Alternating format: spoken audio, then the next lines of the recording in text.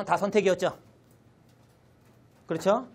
아니, 법인이 사업연도 정관에 정하고 바꿀 수도 있고 뭐 법인이 하고 싶으면 할 수 있게 해줬잖아요. 다만 얘기는 하고 세무서에. 그렇죠? 그런데 법인세법에서 사업연도 의제 파트는 강제성을 띠는 부분입니다.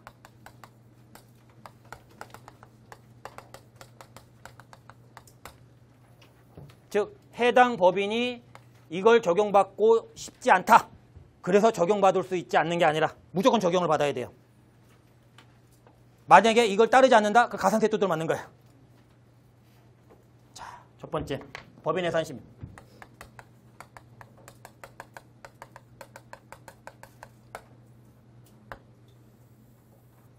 자, 우리 원래 12월 말 법인으로 좀 가정을 할게요. 자, 1월 1일이에요. 그럼 원래 12월 말이니까 이렇게 가야죠. 근데 이때 해산 등기를 합니다. 법인은 등기로 얘기한다 그랬어요. 그렇죠? 그러면 우리가 설립 등기가 갖고 있는 의미는 뭐예요? 세상에 알리는 거죠. 우리 태어났다, 이런 거 할 거다, 앞으로 나하고 잘해보자, 뭐 이런 거죠. 근데 해산 등기는 뭐예요? 우리 끝났다. 그동안 고마웠다. 뭐 이런 거죠. 그렇죠? 그런데 해산 등기라고 표현하죠.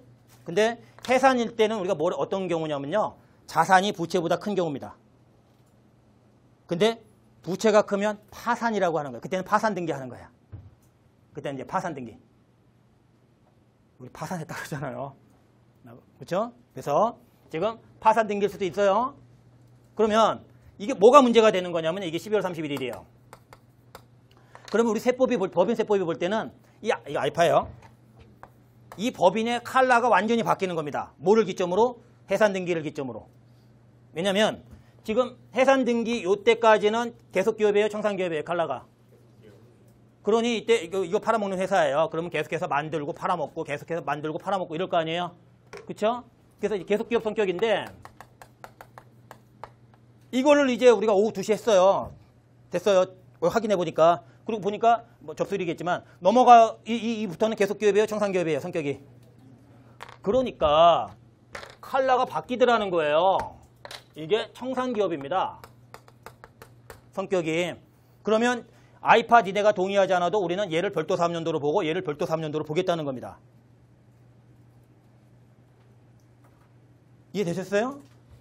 이게 그러면 사업연도가 어떻게 되는 거예요? 이거 오늘이 해산 등기를 할게요. 1월 1일부터 6월 22일까지 오늘. 이게 하나의 사업연도예요. 그러면 이거를 원래 법인세는 사업연도 종료일이 속한 달의 말일부터 3개월 내 신고하게 돼 있어요. 이런 경우들 때문에. 그럼 이제 6월 말부터 3개월 내니까 9월 말까지 신고해야죠. 안 하면 가산세. 자, 요때 기간은 청산소득일까요? 각사업연도 소득일까요? 각사업연도 소득이에요. 청산소득은 사업연도가 필요 없다니까요. 그러면 자, 상법 얘기 또 잠깐 할게요. 해산 등기를 우리가 상법에서는 뭐라고 규정을 하냐면 해산 등기를 하고 나면 청산인을 선임해야 돼요. 그러면 선임된 청산인은 청산의 목적 범위 안에서 업무가 한정됩니다. 계속 이런 거 물건 만들고 팔아먹고 이러면 안 된다고요. 채권 채무주 쪽내고 이런 거 해야지. 무슨 말씀인지 이해되세요? 그러면 이때 각사업연도 소득이 나와야 돼요? 안 나와야 돼요? 원래? 안 나와야 되는데 나오는 경우가 많습니다. 그게 뭐냐면 제가 은행에 돈 오는 거 있어요. 국민은행에. 법인인데 그럼 이때는 이자는 안 나옵니까? 해산 등기 치면? 나쁜 국민은행. 제가 건물 세 준 거 있어요. 그럼 해산 등기 치면 월세 안 줘요? 나쁜 세입자. 이렇게 나오는 거죠. 그래서 이때 계속 수입이 발생하는 것들이 있어요. 그건 여전히 각소로 신고하는 거예요. 각소로. 그래서 우리가 공부할 때는 청산소득을 중요시 여기지 않지만 나중에 세무사 시험 합격하면 첫 해나 두 번째에는 청산소득에 대해서 접하면서 많은 걸 배우게 돼요. 아, 그렇구나. 이런 거였구나.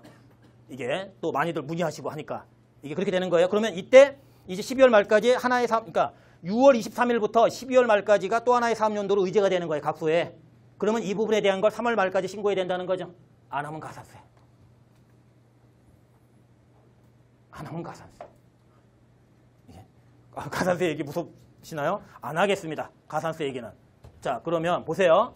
여기 해가 바뀌었죠? 그렇죠? 자, 이제 해가 바뀌면 요때 자녀 재산가액이 확정이 됩니다. 우리 자녀 재산가액이라는 게 뭐예요? 자산에서 부채 뺀 거예요. 자산에서 부채 뺀 거. 우리가 자본을 자녀 지분이라고 하잖아요. 그죠? 자, 그러면 여전히 이때 이자 발생할 수 있어요, 없어요? 여전히 월세. 임대차 계약 기간이 안 끝났다면 그러면 이제 사업연도 개시로부터 자녀 재산가액 확정일까지를 또 하나의 사업연도로 의지하는 거야. 칼라는 청산이죠. 그리고 바이바이 이렇게 되는 거죠. 역사의 뒤안길로 사라지시겠네요. 이게. 그러면 이 법인 담당자는 법인세 몇 번 신고해야 되는 거예요, 지금? 3번. 그러니까 그만두고 나오죠, 많이.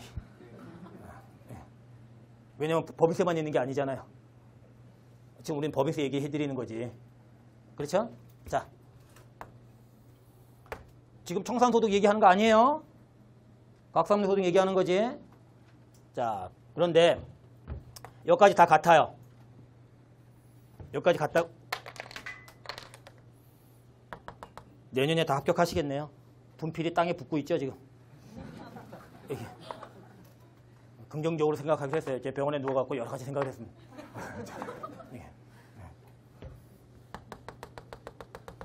세상을 다 긍정적으로 천당할 겁니다. 자, 보시면 얘는 같아요. 그럼 이제 어떻게 합니까? 이거 계속이죠? 얘는요? 그런데요, 사장님 생각이 바뀌었어요. 아버지 바지가랑이 붙잡고 10억을 만들어 갖고 다시 해보자. 와신상담한. 법인은 등기로 얘기하는 거예요. 그러면 이제 계속 등기를 쳐요. 계속 등기를 칩니다. 그럼 세상에 또 어떻게 알린 거예요, 또? 우리 안 끝났어. 미안해. 우리 안 끝났어. 이렇게 알리는 거예요. 그러면 이때까지는 청산 칼라죠. 그러면 이제 계속 등기를 다음 날부터는 뭐가 돼요? 계속 칼라로 바뀌어야죠. 그래서 사업연도도 쪼개는 거예요. 이게 12월 말까지라고 하고요. 얘가 이렇게 또 의제가 되는 거예요. 그런데 왜 이런 식으로 의지하냐면 얘를 의지하지 않고 이렇게 길게 끌고 가면 1년이 넘어갈 수 있어요, 없어요? 그걸 방지하는 거예요, 지금. 1년이 넘어가는 건 곤란하다. 그렇죠? 자, 칼라 이거 뭐죠? 퍼런 거. 계속 칼라. 얘는 청산. 청산. 법인세 몇 번 신고해야죠? 그만둬야죠. 그만두는 게 아니라 저희한테 맡기세요. 이러면 되죠, 세무사님. 도와드릴게요. 이렇게 하면 됩니다. 청산 어려워요. 아까 하지 마시고 신경 쓰지 마시고 이렇게 저희들이 도와드립니다. 예. 자, 이제 그렇게 합니다. 칼라가 바뀌는 건 가만두지 않겠다. 니네가 싫다고 해도 법인세법은 이렇게 적용하겠다. 이겁니다. 자, 그러면 해산 등기일은 법인이 문 닫는 거에 결정적 사건으로 보는 겁니까? 우리 법인세법은? 아니죠. 계속 등기 치면 꽝이잖아요. 그래서 우리가 법인 문 닫는 거에 결정적 사건으로 법인세법이 보는 건 자녀재산가액 확정이 됩니다. 이날이 확정이 됩니다.